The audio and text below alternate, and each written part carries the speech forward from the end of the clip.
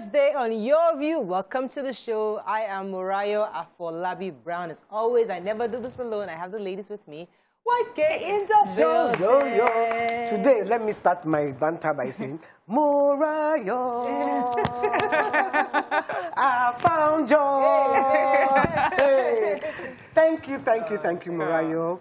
Thank you, ladies. I thanked you yesterday. Well, I didn't thank you. Thank you. The car was a wonderful gift. The drive, I know the drive was from you to get the car. So thank God. And you got all those people to, I'm so grateful. Spoken to them? I've spoken to the ones that picked up. Okay, send the message to I sent message to everybody. Yes. I got reply from like 2 or 3, so but at least I've done my own. That's fine. And I haven't started using my car. Oh, you deserve it. What are you waiting for? I'm waiting for insurance. I'm going to use YK Power. I'm going to use a new one. YK2, you know this one is YK1. YK2. Hey. Shouldn't this be under the, should it be said on TV? Yeah. She's not going to put YK anything. Anything, please. Don't. We don't know what your license plate is going to be. That's true. I never know, but good to see. I love what you're wearing, though. Very colorful. Right. Thank you. Very YK. Thank you. She's still in the birthday mood. Yeah. Okay, that's yesterday was... You know, I didn't know that you guys were invited to Freedom Park. That one pained me. I didn't want you to bother about that. It pained me. The girl that was supposed to give you IVs at the party, I don't know what happened. She said she's giving you. So I didn't mention it, you know, because I thought you all knew. I didn't want to stress you that, oh, please come. Yeah. You know. Some of the videos, I mean, dancing till late in the evening. Yeah, I saw that. We've had our own share of fun. It's fine. How you doing, Mariam? I'm fine. I'm good. My cough is completely gone now. And yeah, it's not cool. It's not cool. So nothing really happening. Just happy to be healthy and strong again. That's all. I'm happy to be here. Good to have you. And then you disappeared on us yesterday. Someone called like, where is Morayo? I don't know.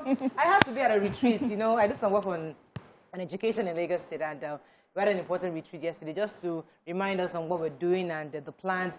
Great plans in Lagos State for education. I said for basic education, it's amazing, and just that you will not see it immediately because it's a lot of work. There are many schools, there are many children, but eventually, I'm so happy that I'm honored to be part of the team that is setting the foundation for basic education in Lagos State. I'm so happy hopefully, the learning outcomes will tell. Exactly. So we're hoping that this is our new set. We'll walk them through for the next 6 years and see how the learning outcome is. Obiajilu, how are you doing? All right. Let's go. And this outfit, I know you got me something like this. I can't wait to wear it. I was going to wear it today, but I couldn't find it. You have to search for it too. But this is from my own stuff, yeah. When I walked into the studio this morning, I saw Obiajulu. She wasn't wearing her wig. And she looked so fine. With the hair. She had her hair weaved. Natural hair. And I just shook my head in shock. Why? Dismay. Why? Why you wear wig? How can you have this kind of hair and you still be wearing wig on top of your head? No, but I show my hair from time to time now. I'm not afraid to show my hair. Did you show your hair? I cut my hair on the show. Right, so let me go on a break now. When we come back, we'll go through the front pages of the paper. Stay with us, we'll be right back.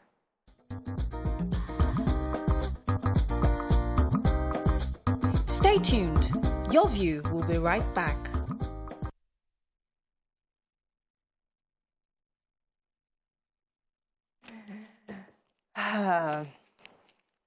All right, we're going to start with The Nation. Police, how we uncovered AK-47 production factory. Buhari's tweet sparks row between federal government and Twitter. Government kill policemen, attack Osun bandits, Osun banks and actual stations. IPOB men gathering in Edo say police. Foreign herders have camps in Southwest, says Amotekun boss. And Tinubu urges journalists to work with responsibility. Let's start with the major headline. I saw that story. About the weapons in Jos, the factory. A local AK-47 fabrication factory has been uncovered by the Nigerian police. It was found in Jos South local government area.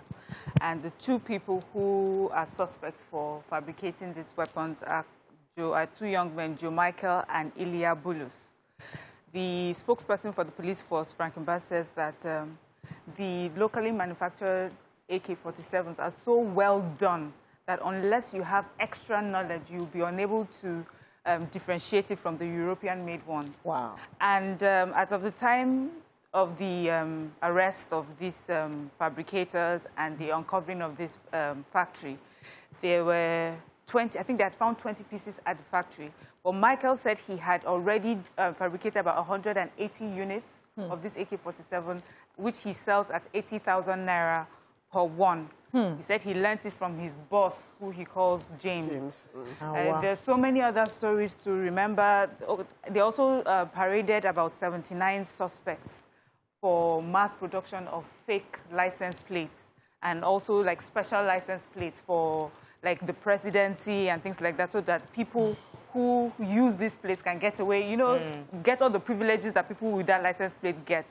But the spokesperson says they have the list of all those who have these fake license plates, and I get to apprehend them. When the president said that anybody found with an AK-47 shoot at sight, is this part of the, like this is a factory that actually manufacturing, or they are making the localized version of the AK-47?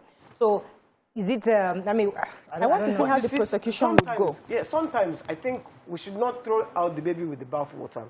Yeah. We are importing these guns. The government is importing these guns. Now you have someone who can actually manufacture these guns. Why don't you conscript them Exactly. to make guns for our soldiers? Exactly.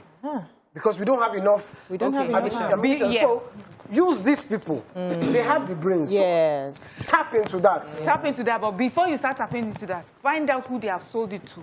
Who are the people using it? Because as far as I'm concerned, they are criminals. They may not be, but they are criminals and selling them out. Yes. So. Yes. They need to do due diligence. You know, when we watch all these American movies, these are some of the things we see. They see that you are doing something like this. They conscript you. You start working for the government. It's even part of your jail term. Exactly. You help them find the other people. But Amoteku It's is part of your jail term. raising an alarm that the invasion of the 6 southwest states by foreign herdsmen is inevitable. They say right now they have been coming in from Mali, Niger Republic, Chad, and Burkina Faso. They're already hiding in forest reserves. And they came in through, you know, we see a lot of influx of bike men who actually come in from different parts of the country surrounding the southwest. That those bike men we saw that were complaining, and there was a time I remember we complained about the influx of a lot of people coming in with bikes. They said they were actually their foot soldiers who came to, you know, check out the geography of the place. And they have been saying that their God has blessed them with Nigeria. Nigeria belongs to them. The Yoruba land is their heritage. So Amoteku is raising this alarm and asking that everybody needs to be security conscious. We need to prepare ourselves. We need to be watchful that this is imminent. There's nothing we can do about it. This is really scary for Amoteku to be raising this sort of alarm that the southwest will be invaded very soon. I really don't know where we're going to get hope from. Yeah, okay, so it's a terrible story because I read it as well, and I think yes, and you know that the influx of these Okada riders, they are actually in their thousands in Lagos. Right. You know. Yeah. So the police is asking that people living in Edo and Bayelsa should be careful, according to the Deputy Inspector General of Police, Moses Jitobo, saying that they have trailed quite a number of separatist agitators to certain communities in these regions. And they're saying that Edo and Bayelsa, though have had relative peace, that they shouldn't accept secessionist messages from IPOB and other groups, and that they'll do everything to keep them safe, but they should be careful not to accept and adopt members of this prescribed group in their communities. Moving on now to The Punch. Nigeria's attack federal government as government fumes. Twitter deletes Buhari's civil war posts. Unilag fears lecturers mentioned in sexual harassment story. 8 feared killed as truck rams into motorcycles in Lagos, Okada riders kick. Community panics as government kill Fulani leader in Kwara, Bogle shops. Forex. ABCON bans street hawking, moves to cut rate. Food scarcity looms if open grazing continues, declares Okowa. We're planning for airports concession for 30 years, says a federal government. Okay. Yes, please. The Governing Council of the University of Lagos have approved the dismissal of Drs. Boniface Ibenegu of the Department of European Languages and Integration Studies, and Samuel Oladipo of the Department of Economics for the allegations of sexual harassment. We remember the BBC investigative series, Africa Eye, in 2019, and it showed 2 Ghanaian lecturers and 2 Nigerian lecturers in, you know, in a situation that looked like sexual harassment, and so they have asked that they should leave. They're also speaking to the management, saying that they need to do something further to ensure that this sort of thing does not happen again. I'm really proud of the steps that we're taking concerning sexual harassment in schools and in the universities, because this used to be something we would read about and we know that it would mean nothing. But now, you know, schools are standing up and making the perpetrators pay for their actions. I wanted to take the story, the Okadas that were killed by the truck. They said the truck lost his brakes. Some are saying the brakes, some are saying a tire burst. And he rammed into these 8 Okada riders and killed them. The police are saying no, it's 2, but eyewitnesses said they saw at least 7 bodies. They counted 7 bodies. And one called his family before he died, that he'd been in an accident. The reason I wanted to take this story is because until they start to prosecute the owners of these trucks, this will not change. Yes. Today I was driving and this trailer, petrol tanker, almost bashed me, honeying, you know, with speed, full speed. And it's because he will kill people, jump out of the car, move. You won't see him. There was one I reported just yesterday. The truck was tipped over because the tire had burst and it was going. He had drinks, heavy drinks, and it was tilted. And I saw cars actually passing on the right side. I'm thinking, do you realize that this guy can tip over any moment from now? So the owner of that truck should be prosecuted. Exactly. They refuse to buy new trucks and maintain their trucks. Exactly. Anyway, the Delta. Okay. Let's go on a break. Okay, when we come back, we'll continue with Front Page Review. Stay with us. We'll be right back.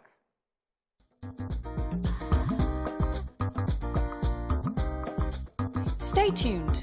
Your View will be right back.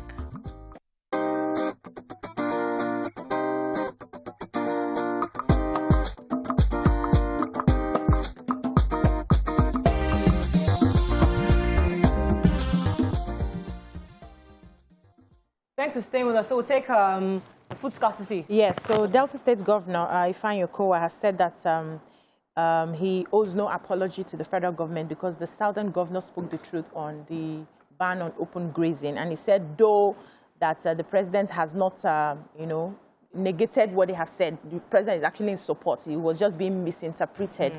But that it's time for us to find ways to, you know, update our grazing system to ranching, because the truth is, with everything that is happening now, if care is not taken, we are likely going to have food crisis in the nation if farmers are still not able to go to their farms to, you know, produce and to farm for the food that we eat.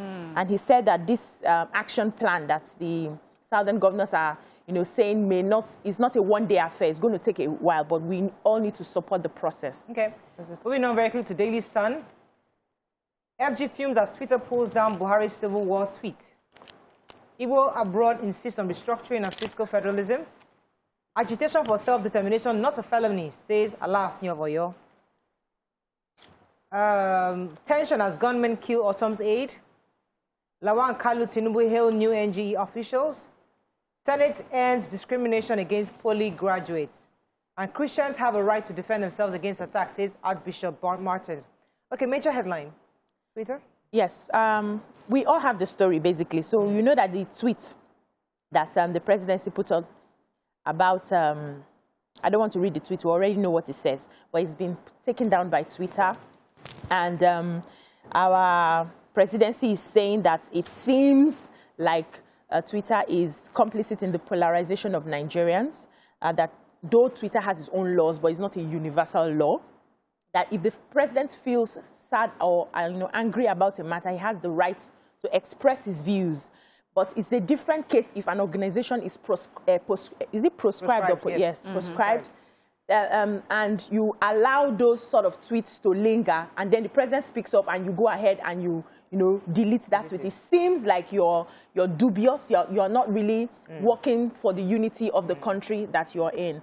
And I know some of you want to add something to this is our hot topic. We'll talk about it a bit later. I don't want to add, not now. All right, so another story, Igbo's abroad are asking on restructuring. I thought I took that story, let me see. Okay. And laughing over your... Okay, while you're looking for the story, let me take the murder of the AIG, Christopher I forgot to read that. Yes, so he was the Senior Special Assistant on Security to the Governor of Benue State, and he was shot in Jos.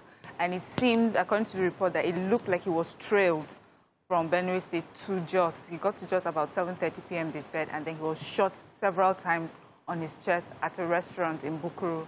The police, of course, are saying that they are doing everything to find who these perpetrators are, and also suspects have been arrested. As regards this is really sad. It's just so, it's open brutality. Everybody is just shooting at anyone, and the caliber of people that were even that they are going against, that they are, going up to, are people that, have security, have aids, and you would expect that these are untouchables, but no one is free, no one is safe. Nobody's untouchable right now. I think they are even going for those people now. They are, because they first attacked the governor of Benue State, Yes, on the farm. Gulak has been killed. Yes. It's seeming... They are also going for the regular Nigerians. Let's not also forget that we have pockets of incidents that happen. That's our daily news anyway. Regular Nigerians. You see, it's just that they are going for regular... The number of Nigerians they are going for, we are not hearing about a quarter of the people. It's only some popular ones you see, or somebody that knows somebody. Or on the news. There are people... Every day is their reality. Yeah. Every day. Let me take the story on Alaafin. Alaafin over here is saying that the agitation for self-determination canvassed by some groups should not be seen as a felony. According to him, our country was built as independent on these pillars that allows us to determine our own region and then be able to build the economy based on our natural resources. And the people agitating for this self-determination should not be seen as people who are actually causing problems or accused of being a felony.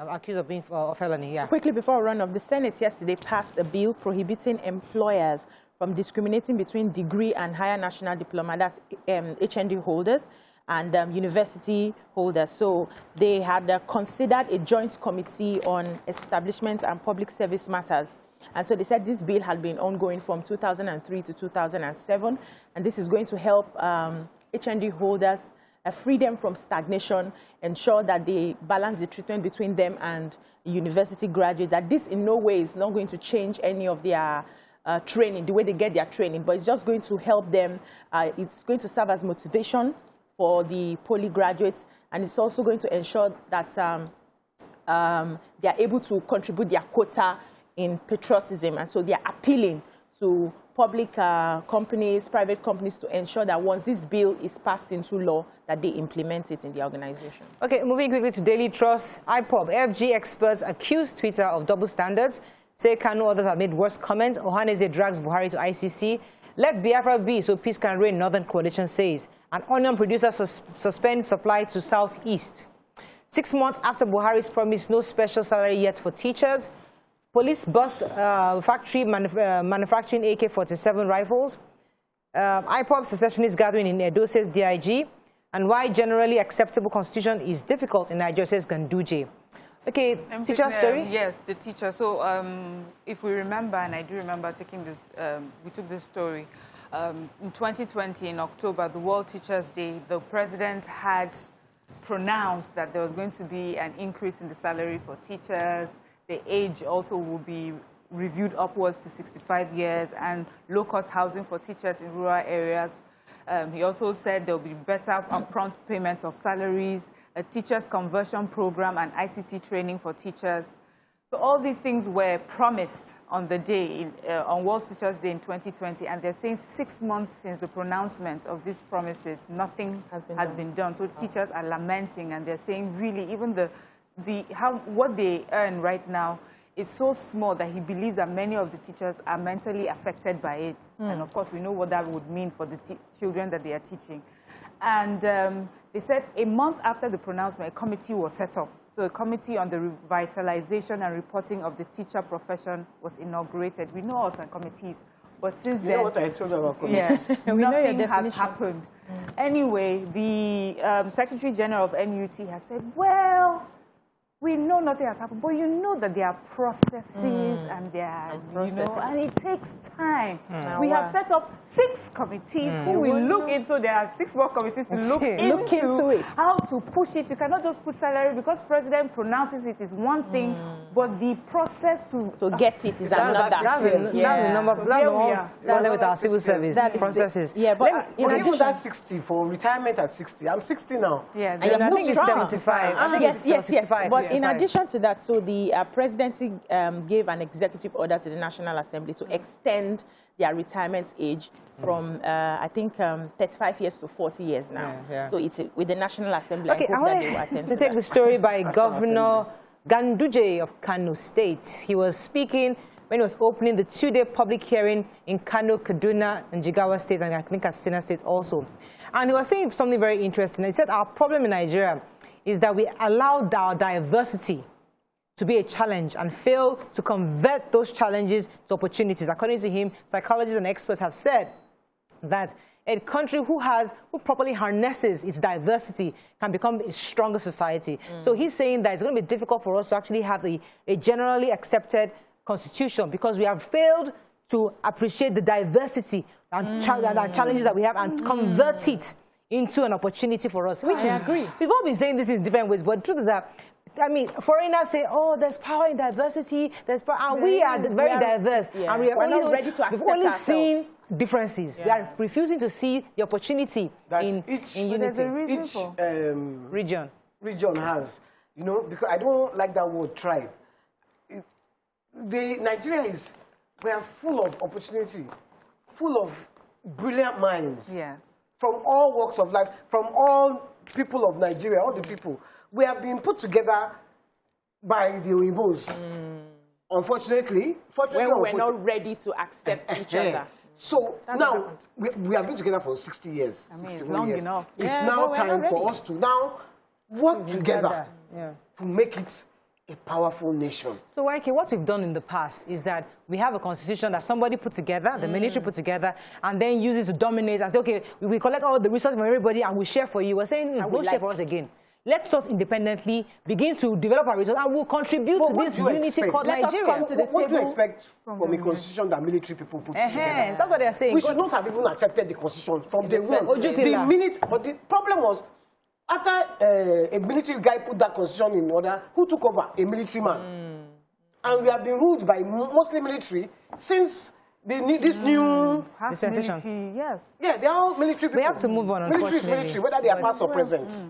I've been saying that something has to give. We can't continue like this because people are dying. We need to come to the table, though. Okay, we have to run. I think we can't take any more papers. But let me just read Vanguard. Let me see if there's a story we've not taken. Is there a story that I've missed that we've not taken? I'm looking for a story. Yoruba Republic will breed hunger, says Oluwo. Let's find a story we've not taken. Okay. Edit. Did you read that story? No, not that. Okay, go ahead. There's a story that the police is raising alarm right now that members of IPOB are going to Edo State to Yes, I mentioned that. I think it's in point. But go ahead if you want to, just in case I missed something. No, it's just it. So he said they've started having meetings in the different towns in Edo State, and he's happy that the community are, not accepting them. So he's just asking. Oluwo is saying in that article that, you see, only Lagos State does not depend on the federal government. You entire Southwest states, you are not generating anything inside, within your state. You are dependent on the center. Therefore, if you are insisting on this self-determination that this you are structuring, you're your own, because civil service would not be paid because the money that you use to pay your salaries is coming from the center. So he is saying that maybe in another way, saying that we should continue this dependence. But now he's always preached that one Nigeria. We're not against one Nigeria. One Nigeria is now being relative. It's not relative. How do you define one Nigeria? How? One Nigeria could be status quo maintained, or one Nigeria could be self-determination, but we're still one. Yes. Where we are now developing. So we need to define a new. What does unity mean to us? Yes. If you say, okay, Yoruba people or Igbo people or Hausa or Edo people, find your strength. Yes. And start to develop it. Yes. Do you know how great Nigeria can become? Of course. This all borrow. We'll stop it. Yes, now. If federal government will borrow and we'll tell federal, that's your own business. Go and settle your. It doesn't concern me. I say, people. All our natural resources, YK. aligned Exclusive list. We cannot, because you have to go to Abuja. You can't harness your natural resources. There is gold, there is diamond, there is everything here. Even all these things they used to make phone is here. Yes. They are all here. They have to run, unfortunately. That's not our topic today. Oh, We'll make it another topic for another day. That's all we can take on the show. When we come back, you know it's Thursday, we discuss family matters. But before we go, I would like to get some clarity on our president's speech. What are your thoughts on this? And tweets, actually. Stay with us. We'll be right back.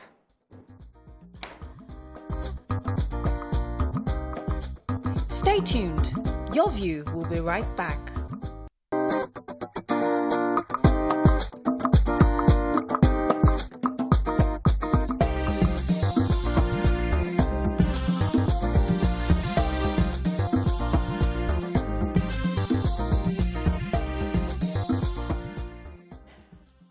Thanks for staying with us. So, Nigerians obviously responded on Twitter based on our president's tweets concerning his response to happenings in the Southeast.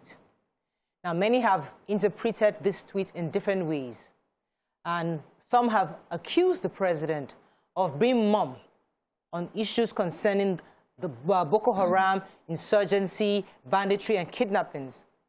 Others are saying, finally, our president has spoken in strong terms and is obviously putting the cap as a military man to go after those who are causing problems and killing people in the Southeast. What are your general thoughts on this? Because there are two sides of the divide. Some are saying that when it comes to IPOB, he raises his voice and we see his speeches and he's putting his foot down. When it comes to issues of Boko Haram and other areas, we see how he takes it with kids' gloves. Others are saying, no. We've been asking for him to speak. He's now speaking. What are your thoughts? You can call us on 0. Let me get the numbers for you. Okay, I don't have the numbers right now, but I'll call, once I have the numbers, I'll call them off for you. So let me hear your thoughts on this, because these have trended in the last 24, 48 hours. And what are your thoughts? And I mean, I know that they have also been, we tried to dig up some tweets, especially because the Minister of Information and Culture, Alhaji Lai Mohammed, has also accused Twitter of double standards based on their response of deleting the president's speech, the president's tweet. Now, so what we did was try to see if we can find other comments of our president on both areas. So I'd like Mariam to read the president's tweet concerning Boko Haram and the bandits. And I'd like you to also read IPOB's tweet, because according to the Minister of Information, when it comes to IPOB sending harmful or inciting tweets, Twitter is not deleting their own tweets. But when it comes to the presidency, they are deleting. So I would then like Nigerians to hear the various angles. And also, remember, Governor Wike recently also made some serious, strong pronouncements, which anybody who hears it will say, oh my goodness, is that not too strong a term to use? But if in view of what is going on, you can understand why he's coming. But why are Nigerians then confused about what the presidency is saying? It's been posted on Twitter, not by him, but by people. Who attended? People who heard it posted it on Twitter. And it's still there. Okay. So let me come to Mariam. What? So, of course, first of all, I understand these are, as we said, scary times and also quite sensitive. Everybody, for some reason, feels that anything that is said against me. Yes. We're fighting each other. But I think that really we should remember who we're fighting. We're fighting bandits, we're fighting kidnappers, abductors, we're fighting criminals, we're fighting murderers and assassins, rapists. Those are our enemies, whoever that they are. Anyone who carries out these criminal acts are our enemies. We're not each other's enemies. It's not about where we're from. It's not about what religion that we practice. It's about us against the criminals, and that's what we should stand up for. So, you know, just to balance the conversation, when people were saying the president does not speak out or tweet strongly, in strong terms, when it has to do with banditry, we're able to dig up some tweets to just remind us, because we know with time we get to forget. Let's just remind us, and then let's see if we can have another more balanced conversation going forward. So we have one in April of the 23rd of April 2021. It says, the president, these criminals should stop pushing their luck too far by believing that the government lacks the capacity to crush them. This is Buhari on banditry, April 23rd, 2023. Then also, he made this tweet. Should I help you read it? Okay. Yes, could you help me? He said, before departing Katsina for Abuja, I addressed troops of the anti-banditry operation, Hadarin Daji. I charged them to ensure that no bandit is spared. All bandits must be pursued and eliminated. Nigeria deserves peace and security, and we will not relent until this is achieved. That's our president speaking against banditry and those who are causing mayhem in the northeastern part. Yes. Yeah, so let me take the one more. Go ahead. Yes, but this was on the newspaper just reporting the tweet where the president says one thing that got to the press, which I read myself, was that anyone with AK-47 will be shot. This is someone reporting on one of the tweets the president made. This is because AK-47 is supposed to be registered and only given security. I'm sure we remember that, where it says anybody with an AK-47 found with an AK-47 should be shot at sight. And this was in response to, I think it was armed herdsmen that they said were carrying around AK-47. Now, before I come to you, BC, so now with all this, so our president, based on what we've said so far, our president has spoken firmly against these bandits and kidnappers, and he has spoken firmly against those the killings that are happening in the southeast.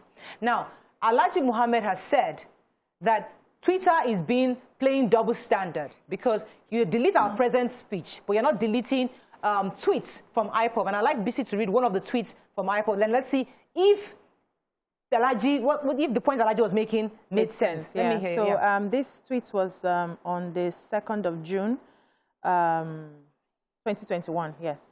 And he said, it's not for the living to respond to the dead. That's by Mazi Nnamdi Kanu. But given the lack of reasoning prevalent in the zoo, Nigeria, I wish to assure Adgarba Shehu, the jihadi midgets, at El Rufai and that Fulani lapdog Femi Adesina, that any army they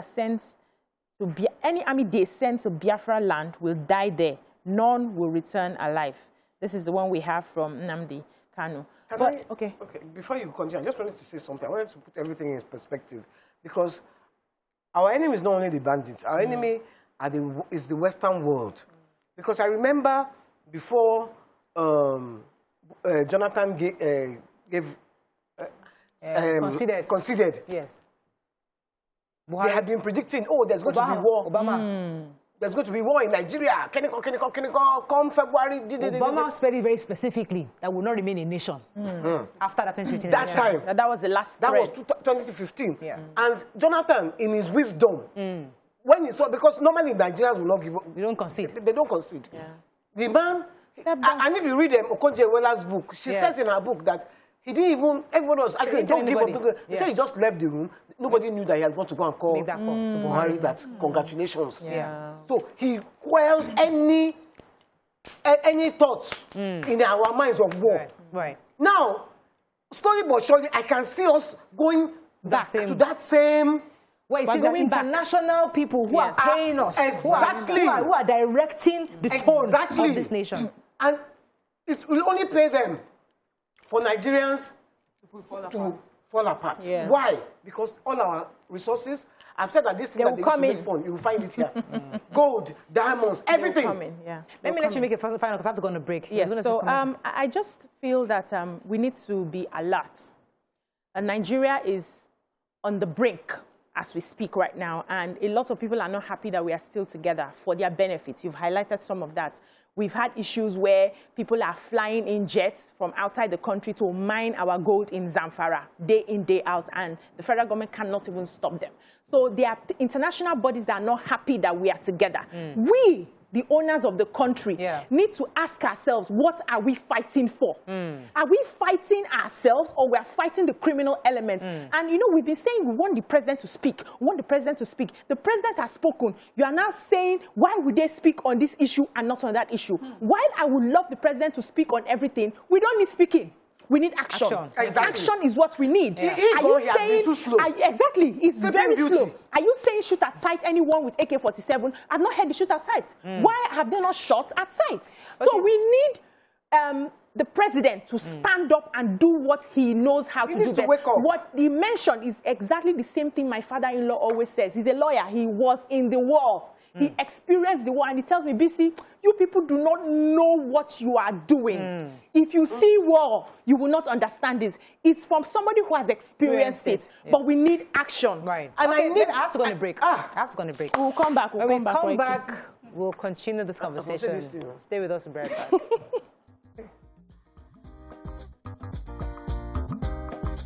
Stay tuned. Your View will be right back.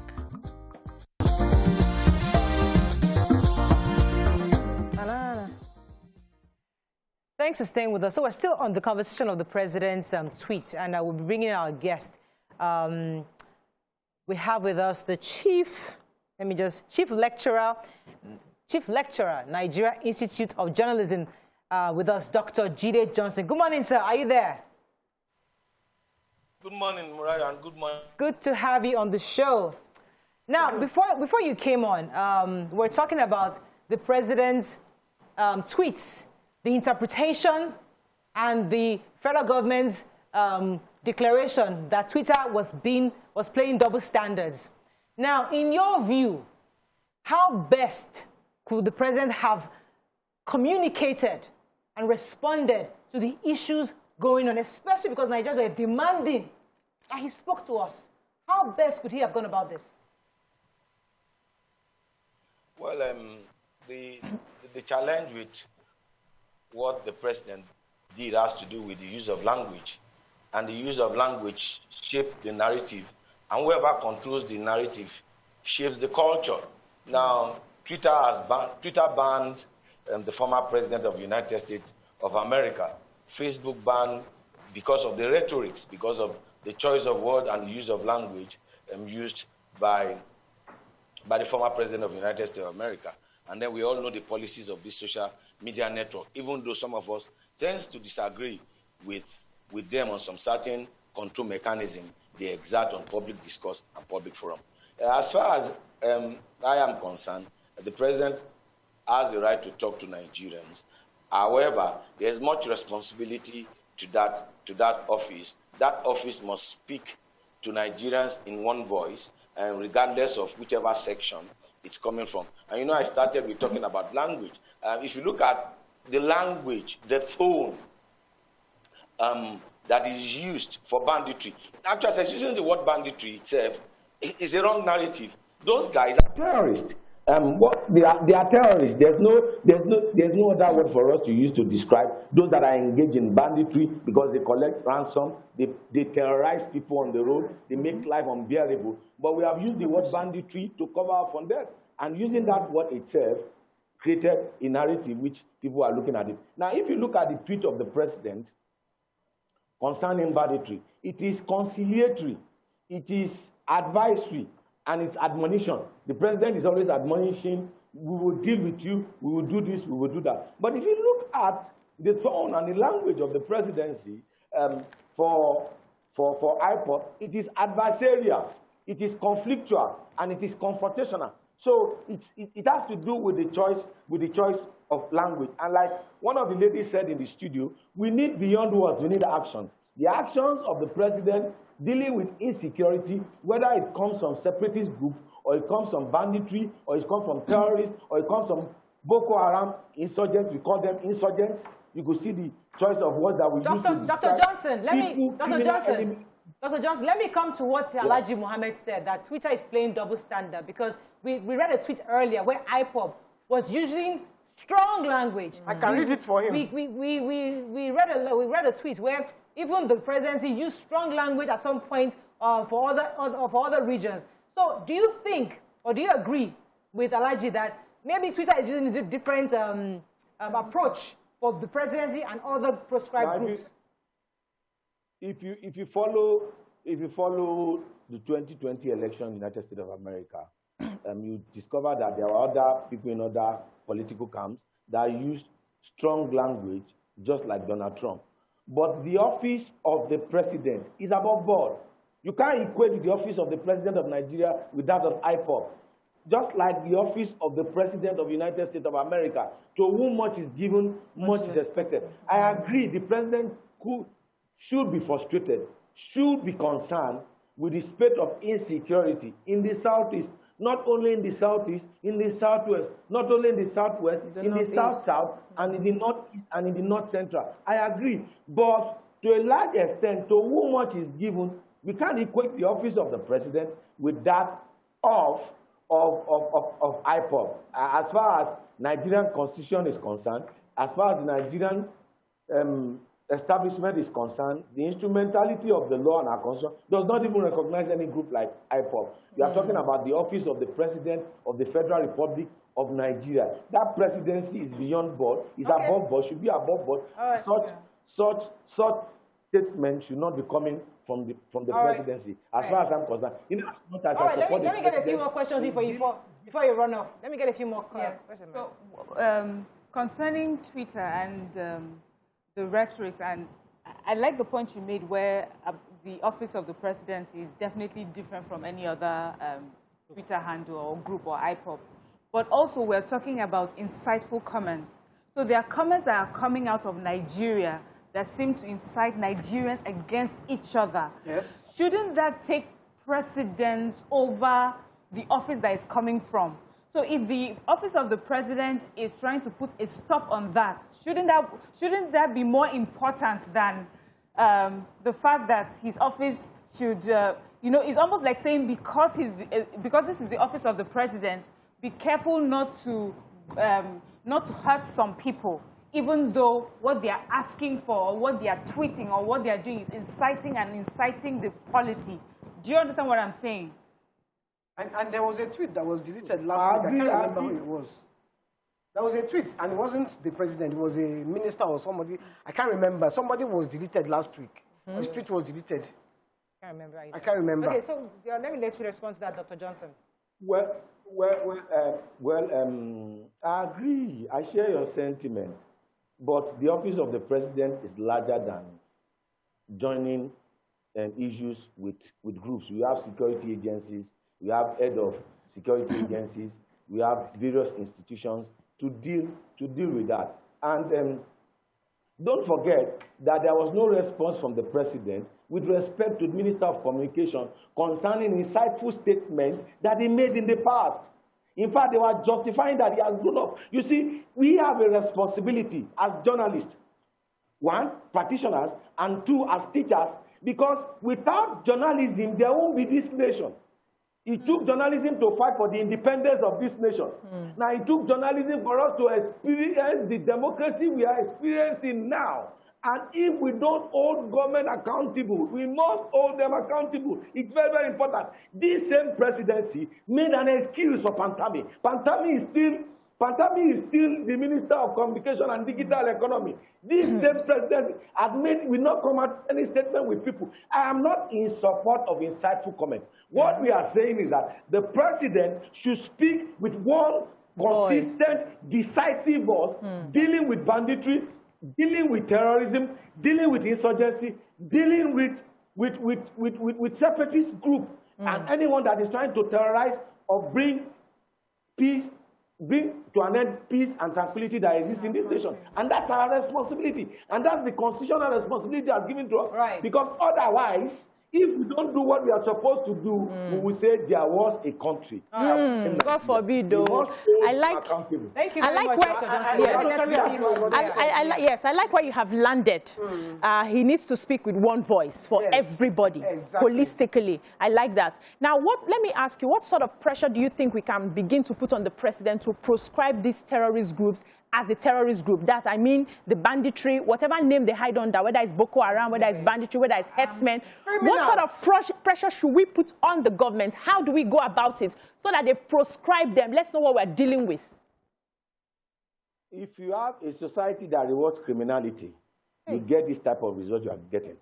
Now, you see, the former Zamfara governor negotiated with bandits. The Katsina governor, the home state of the president, negotiated with bandits. The Niger state governor negotiated with bandits. Now, America, just some few weeks back, the colonial pipeline was hacked by Russian hackers, and they paid ransom to those hackers. You know what they have done? They have gone ahead to hack their meat supply. Any government that rewards criminality will encourage criminality. We must deal with criminality decisively, and we must call terrorist group. That is the best way for us to have a nation. Otherwise, we will not have a nation. We will not have a nation. It's very, very important. You and I cannot travel without closing. We cannot even sleep without closing, without opening one eye. We cannot even travel without not locking our windows. Now, the spread of insecurity in the nation is at a very, very high level. And that's why we must be decisive, we must speak with one voice, and we must not reward criminality. Let me go on a quick break. Question, Miriam. Let me go on a quick break, Dr. Johnson. Yeah. I'll be back with you. Stay with us. We'll be right back. Stay tuned. Your View will be right back.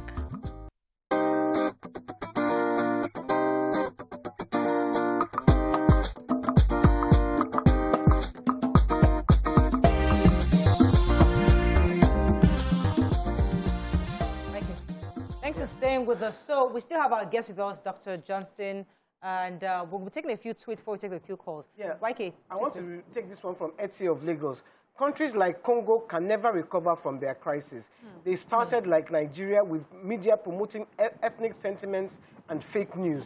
Now to their full-blown war on terrorism, where Western countries have taken over their mines, assets, and brought in their army to protect their interests, like Libya, like all these countries. And I just wanted to say something. Where the government is failing, apart from, because I agree with our guests saying the conversation coming from the presidency, it seems to be one-sided. He should make it an everybody is a criminal. Yes. Not just, we are coming for you. Everybody, you are coming for everybody. Everybody who is hitting up the polity, go for them. Yeah. That is one. Two, it's the government's responsibility to start to show footage of the Nigerian civil war. So that the young people can see. So that the young people can see. Because Nigeria, we are 70% youth under 35. Yes. They have no idea of what war is. Of what war is. And until they start, I have, because I'm 60, until they start to show footage, then people will now start to see. People will now go and start to ask. Show this footage and educate your people. History is not taught in our schools. When you will not teach history, this is what will happen. Yeah. Because people don't know. So please, for goodness sake. Let me take this call from Nasir. Nasir, are you there? You have to wrap up. Yes, I'm there. You're live. Go ahead, please. Okay. I think the issue you are talking about is, I don't know, this issue of Twitter. You see, the issue is, we are talking about... Hello, can you hear me? Very clearly, sir. Also, we are talking about incitement and all those things. If you want to compare what the IFOP leader is saying and what the president is, they are completely different things. The president is talking about going against criminals, people who are killing Nigerians, killing security agencies, while the IFOP leader is talking of killing the security agencies, which are doing their unlawful duty. So how can you even comparing them and even saying what the president says is wrong? And what I'm concerned is you can't even compare them. This is an illegal something they are doing, and yet Twitter allows that. If Twitter is concerned about security, let it be for security. It doesn't matter where it comes from. It's just about security and peace. That's what we are after. So if anybody can make comments that will incite, will bring killings and so on, why should they be allowed? It doesn't matter the audience. It doesn't matter the personality of the person. As far as I'm concerned, it's clear. There's nothing like all this. Thank you very much, Nasir. I didn't hear you very clearly, but did you hear? Security and our peace, and wherever these tweets come from, whoever it is, wherever it's come from, all should be shut down. I think that's why I didn't agree. So there's this. Sorry. I think also I would like to ask our guests is there's something that it seems quite very sensitive for people from the Southeast, the wording of the tweet itself. Some people felt like you were trying to remind the Southeast of, it felt like the tweet was trying to remind Southeasterners of the pain that they had gone through, and it came across as insensitive. My own is the way forward. How would we advise, yes, how would we advise the president going forward now? Now, this is how Nigerians feel about this tweet. How should he have worded it, and now going forward, what should he be saying? He should be apologizing. Yes. I didn't mean it like that. I can answer that one for you. He should be apologizing. I didn't mean it like that. My own concern is to fight the criminals. Yes.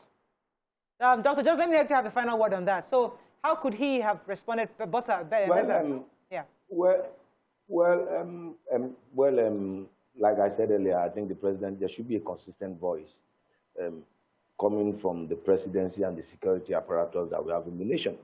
But that in itself is flawed. There is a particular statement in my local dialect. Someone that has a key leg, and you're asking the person that the load is putting on his head is slanting. And he said, you are just looking at the load on my head, you are not looking at what is the nature of our security apparatus. How inclusive is it? I'm asking you, I'm throwing it to you. Does it reflect the Nigerian nation? No, does he have the voice of Nigerian nation? Does he?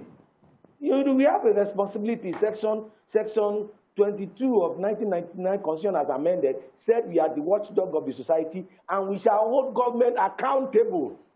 And that's our responsibility. And if we as journalists hold government accountable, regardless of our biases, regardless of our political lineage, regardless of our race or tribe or ethnicity, then we understand. Now, I ask you the question, what is the inclusion, the inclusiveness of the security? When they are having the national security meeting in Nigeria, are all the ethnic group in Nigeria represented? No. How do you get their mind? Thank you very much, Dr. Joseph. Unfortunately, we don't have much time, but you're very correct. Those are the issues. Because people have been warning everybody that there's nepotism, ethnic preference in certain areas. So these are the things that are balled up the polity to the point where we're seeing it right now. So when we say unity, are we saying unity, status quo, maintain status quo, which many people are not happy? It's not going to work. Unity, sort down, let us renegotiate, or total secession. There are three, it's not like three different layers. That nepotism, this government, they have to stop it. That nepotism. That when there was that investigation, everybody was talking about Pantami. The government didn't, they even cited him. Yes. He should have been suspended. Let's go and sit down. Let us investigate. Let us investigate. You didn't talk. Yes. Let me take our final call this morning, and I'll let our guests go. Oh, I'm sorry, we lost that call. No, we just have to let you go, but thank you very much. We have to wrap up on this. Thank you very much for joining us this morning. We appreciate your thoughts on this. I will definitely bring you back. It's a pleasure to be with you.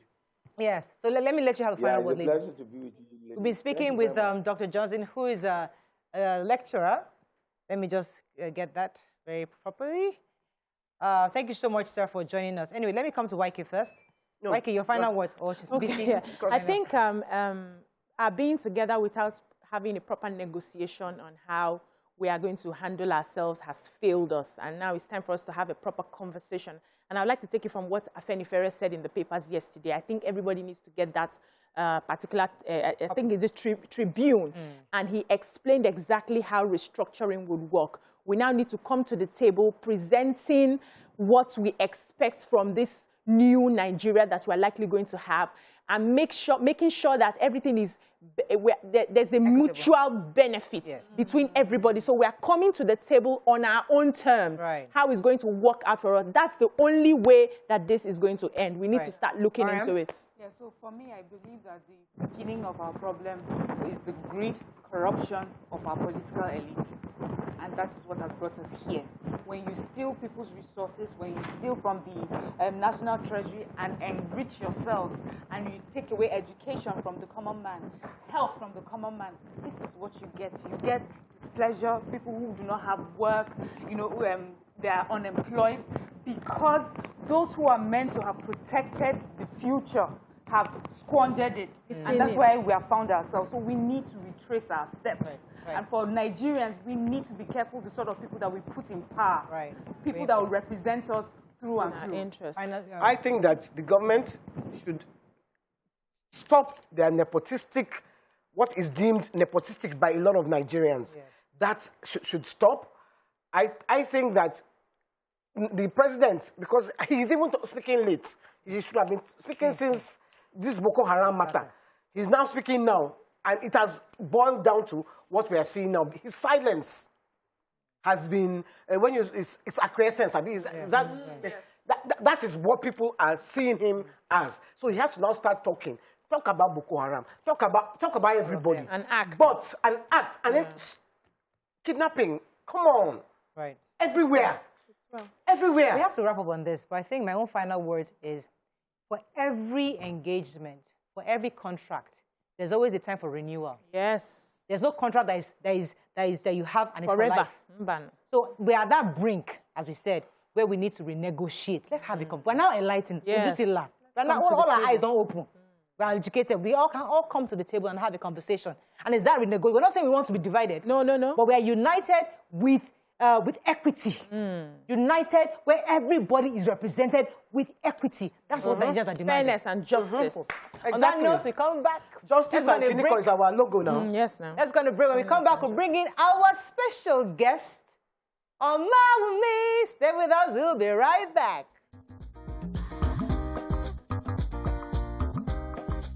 Stay tuned. Your View will be right back.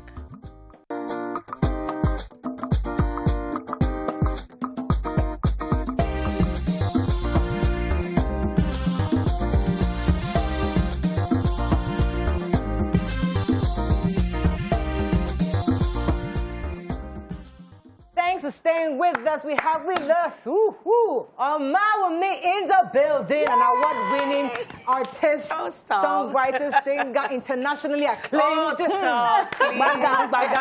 front of the house. We love you. I love everybody too. Good to have you on the show, Thank you so much. Thank you. We wanted to bring you to talk about this gist we saw online. But before we talk about the gist, how your matter with Nigeria, all that's happening. I don't like talking about it because when I talk about it, I always think about the worst possible punishment or repercussion. I feel like one of the major issues we have is accountability.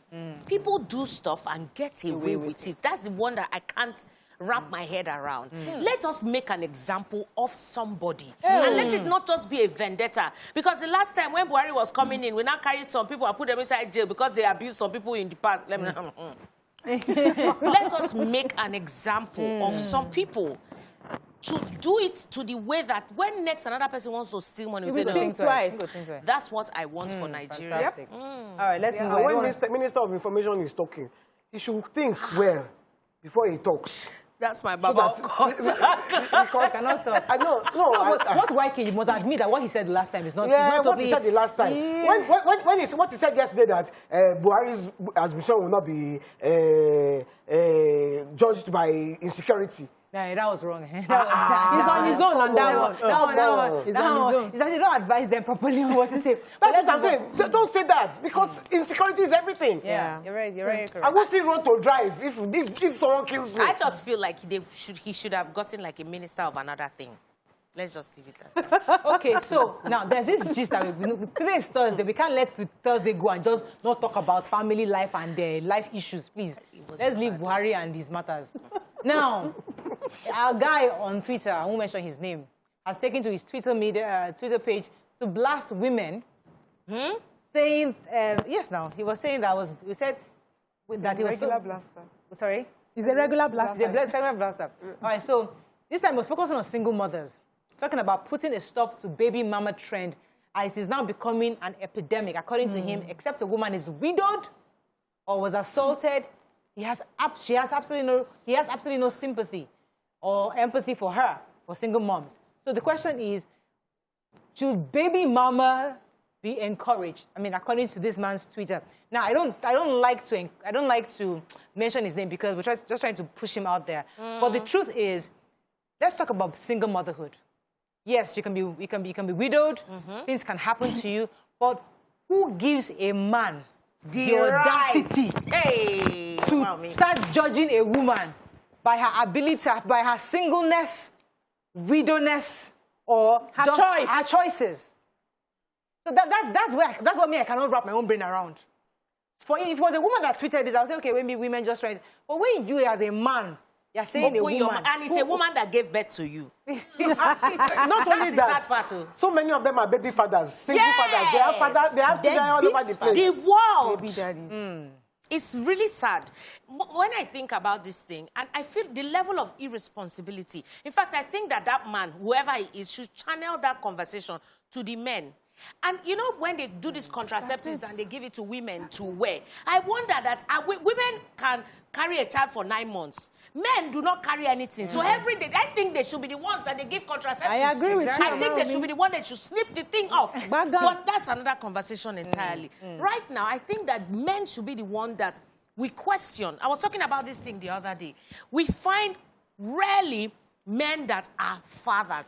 They can procreate and give birth to these children, and then they leave it for women to groom. They say, go and meet your mother for this. Go and to nurture. To nurture. No, but you see, that's a fact right there. We are fine. We don't have fathers anymore. We don't. We have baby daddies. People who just, you know, somebody got pregnant for them and they move on. So their own role inside the procreation is enjoyment.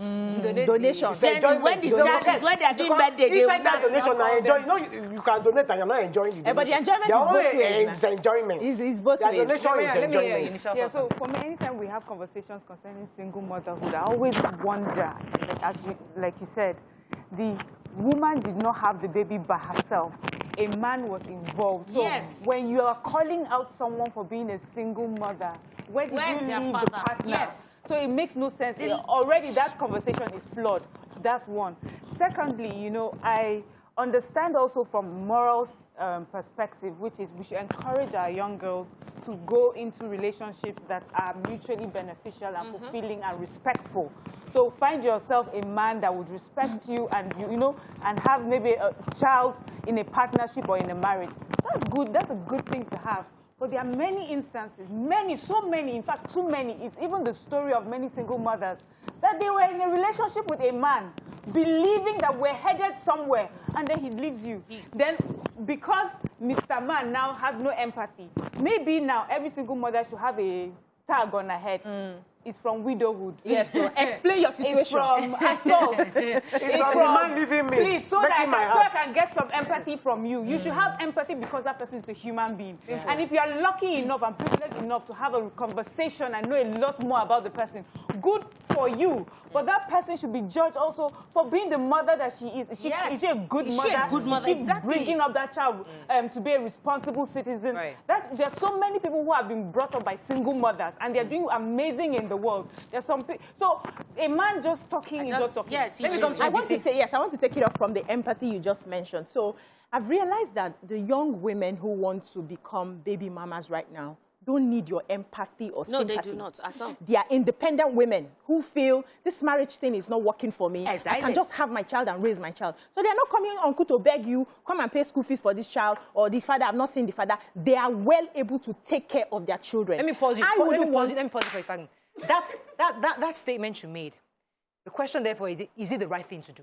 Can a woman now say today that I want to have my child, I don't need any man? Who defines? I was a baby mama for 4 years before Papa Camila decided that he wanted to do the and say let him marry me. I don't know why God. I just so maybe he thought about it and said I was a baby mama for 4 years and I decided. I said I don't want to marry until we are good and ready. I want to carry my child. And I carried my child. I born the pikin. I delivered the pikin. She's going to be 10 on the 17th of this month. And I wonder about God's goodness in our lives. Like, so I think, you know, so nobody has any right to question. Define what is right and what is wrong. No, now, nobody I has know that right. Before the religion came to say one man, one wife, we had the traditionalists that could marry several women. And we know by calculation and history and statistics that we have more women than men. That's the truth. But because of our traditional stuff, you could accommodate more women. Just help their case. Put them in. You understand what I'm trying to say? That was how it was. But now, we now have monogamy. One man, one wife. What is going to happen to all those millions of women that are looking for husbands? We'll give them your own husband. No. Listen. if you want to come, come. Oh. If you want to come, come. Don't forbid you, I go chase them. Wait. If you look at me like this and you say you want to come, come. No, come. I'm not going to stop you. Come. What you see, you take. But that's not the point. Oh, God. I love it. Don't go. That's not the point. The point for me is we have more women than men, and a lot of women want to be able to carry their baby. Yes. They want to be able to raise their baby. They feel, I'm okay, I'm successful, I'm doing this, I'm doing that. I should be able, even if the husband is not coming, why can't I have this joy of having this baby? And then you want to stand on your own with all the bad things you're doing that we have not found out yet to judge other people's actions. So, I think we should channel this energy to Nigeria now. Yes. I'm going 110, please. Let's go to a quick break. When I come back, abroad, people are going to fertility banks to buy things because they don't want to get married. They don't want to get into that drama. But we've not even gotten to that stage, and somebody's already judging a woman for being single. Stay with us. We'll be right back.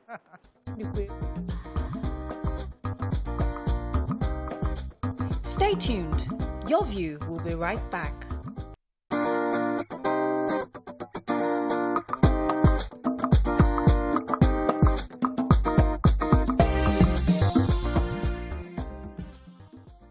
Thanks for staying with us. So now let's look at the flip side of this conversation, because as much as we like to condemn this man for saying, yes, judging a single woman, but there is a part. There are single women who intentionally look for rich, quiet, nice, good boys, good rich boys, get pregnant for them just because you want to be collecting either child support, something you want to be connected to this family. Or they want him to marry them. They want him to marry them. His hand in. And so it's deliberate.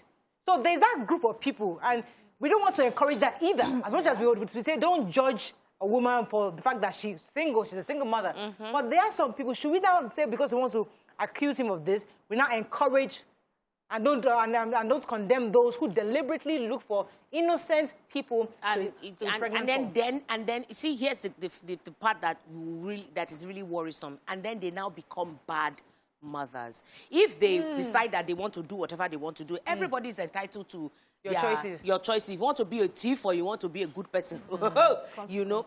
But the child that you are putting in that place, are you going to be a good parent to that child, or you are just going to use that child to manipulate the other parent forever? That's the question. That's an important point. For point. me, it's about educating your children. I have a younger brother, and I had this conversation with him. I say you're a young boy with prospects, quite, well-behaved. I talk about him a lot, and he's going places. And I say you have to be careful with your relationships and the kind of relationships that you have. If you think you're going to be having sexual relationships with people, these are some of the dangers, or these are some of the things you meet out there. There are some girls that will look at you and think, you have a prospect, I'll find a way to hook you here, so that forever we're forever connected. He says, no, this is conversation. These are conversations we have. So the boys are having these conversations. They are aware. So, and this now is not for all girls. These are for the girls who are parasitic. Who feel that this is the only way that they can make it by bringing someone in that. But it is also still a two-way street.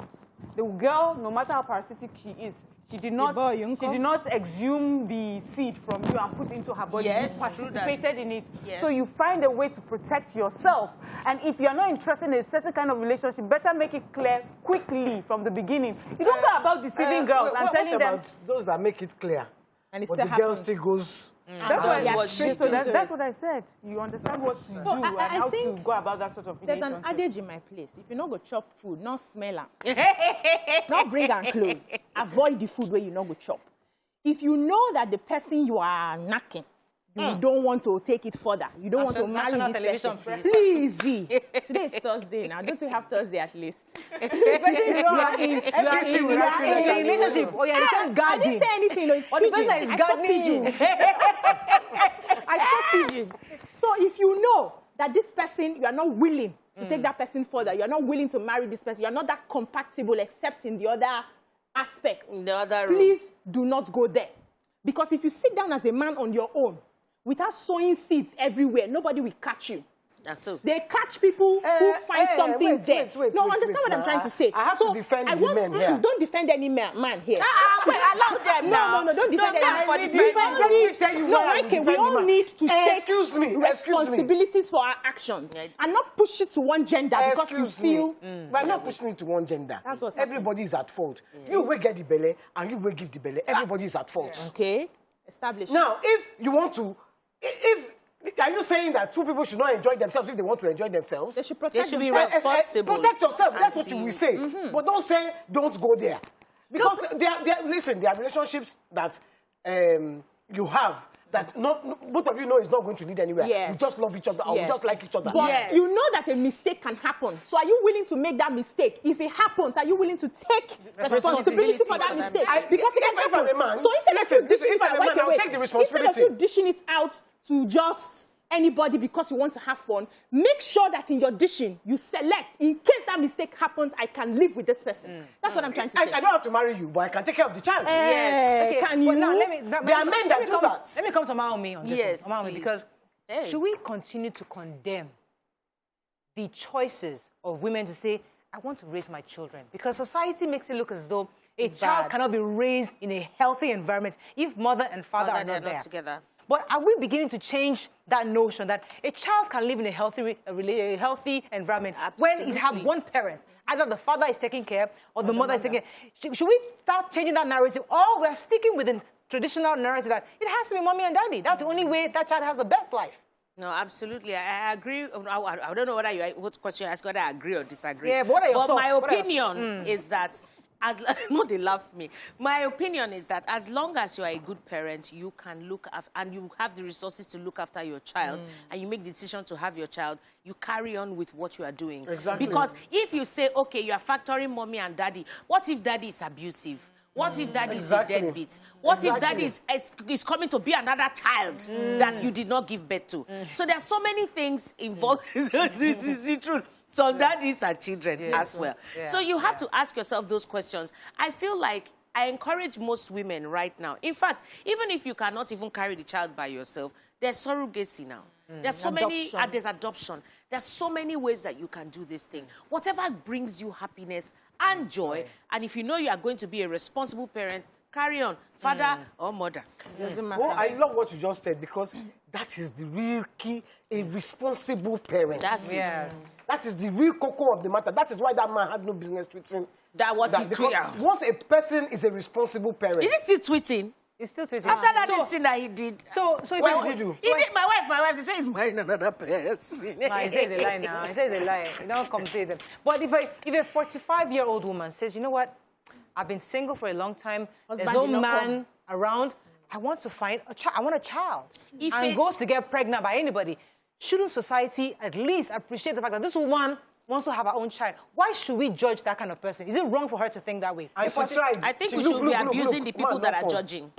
Yeah, I think we need to change the narrative. I'm sorry. That's why I just carry on. So I think because we're hypocritical. So we've had people who do not have any means of livelihood churn out children, 9, 10, under one roof.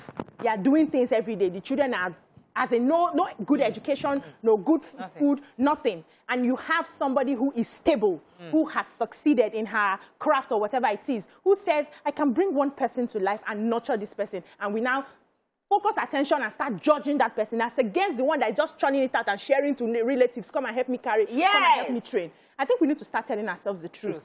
The bottom line is, are you a good person? Can you raise another human being? Can you take care of it? Are you bringing this child to suffer? Or you have plans for this child? Once we get an individual, an adult, who can make her own choices and say, I can take care of this new person I'm bringing. I remember a friend of mine, and I know she's probably watching, and probably maybe somebody will tell her that I've told her story. But we're in the same church together, and we're all young, we're in singles fellowship together, and she was much older than all of us. And then she said, you know what, I want to get a child. I want to adopt a child. And it took her like a few years to finalize her adoption. When she adopted the child, the church was like, why would she adopt a child? You know, there was that initial pushback from people around her. But now, I think the child is about 12 or 13 years old. And we see how this beautiful girl has grown. Oh, my Lord. I'm like, man. You go like the So kid. you now appreciate the fact that she took that decision early. So if people in that situation, and let society make you feel that, no, until the man comes.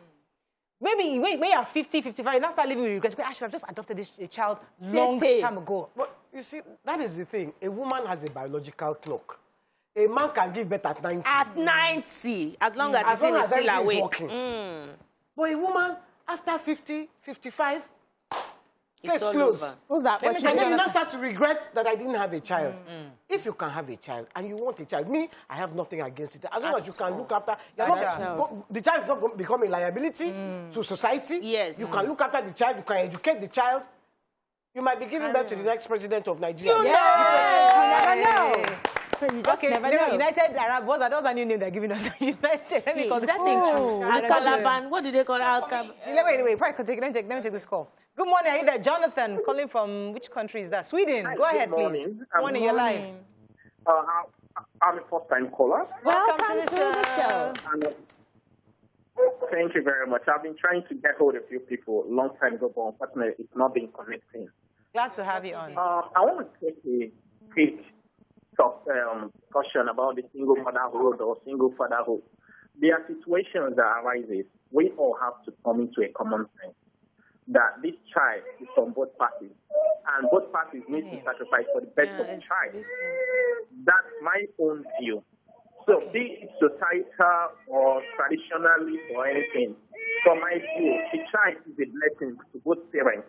So whatever situation it is, being able to sacrifice is the greatest thing can do for a child. Right. Okay. It was hard to hear you clearly. Thank you very much for your thoughts. Miriam, we're going to say something before. Yeah, so I used to say, I think BC knows this, I've always said that when I was growing up, my dream was to be a single mother. So I thought I'll grow up, get to a certain stage, make the sort of money I want, and then have my child. And then I met my husband. And I feel like it's the best decision that I made, that, you know, I have me and my husband and my children. So I just want, in talking about single motherhood and the right to have a child, that also that you have that unit, a man and a woman, a father and a mother, healthy mentally and emotionally, you know, willing to work together to raise children is also a good thing. Yeah. We understand that there are factors that may make it impossible. After I was raised by, my mom was a single mother until she met my stepdad, because my dad died when I was quite young, and, you know, she could not help that. But the father, mother, the children, as long as they're in a healthy home and healthy relationship, it is good. It looks good on the children. The children thrive and they do well. So nobody is saying that that picture is a wrong picture, or it's an archaic picture, or it's an old school picture. It's just as good. But it's also good to give a woman an opportunity, because a woman of a particular age, I understand that. You feel like you've, especially for women who are successful, I have everything. I just want a child. And I've seen women who have not had children, because especially those who are in church, because the church would frown at you. How dare you? And in that case, I think it's unfair to stop a woman who is of a particular age and of particular means and is ready and willing to raise a child, to frown at someone like that. I think that's wrong. I have to wrap up soon with that, because okay, go ahead, YK. Yes, while you're looking for the two, let me take Hassan. Hassan, are you there? Good morning, all of you. Good morning. How are you doing? Please, I'm okay. Please, I would like to talk over two things: this single motherhood and the presidency. Okay, go ahead. You see, let me start with the presidency. Please, this lopsidedness in appointment, and people viewed president as being nepotism. President should take care of that, because the situation now in the country is dicey. So it's an executive order. Let him balance it up at his own way. It's an executive order. You don't need anybody to do that. Balance it up. Let people feel inclusive, and let us have peace in Nigeria once and for all. Secondly, about this single motherhood, we should not encourage it. Wow. We should not encourage it. Even in the new world, the so-called America, let me set an example for you with this person. He had a baby out of extramarital careering. Do you know what he said? He said the essence of having a child in matrimony is that A child will grow up in a nurturing, supportive, and protective environment. The way you are looking at it from money angle to take care. You look at the emotional angle. Most of our educated women, they look at parenting from the angle of putting money on the table alone. No, it's beyond that.